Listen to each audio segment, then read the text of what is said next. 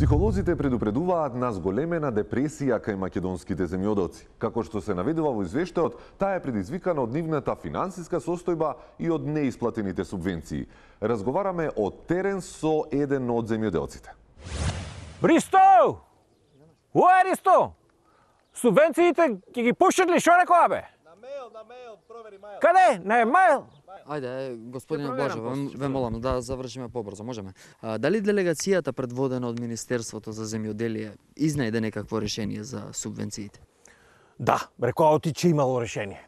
Значи, субвенции сепак има. Не субвенции. За субвенции многу ќе се чекало, ама рекоа ти че отворат центри за лечење на депресија.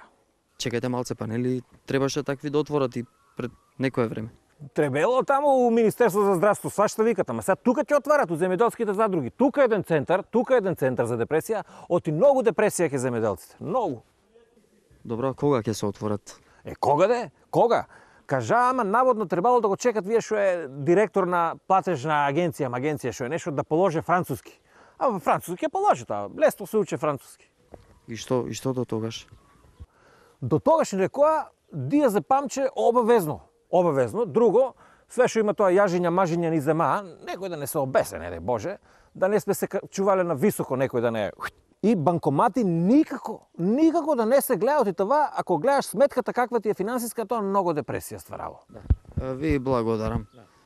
И многу поздрав на сите у Скопје таму и многу голема поддршка за Ви владата. благодарам и вас. Студио?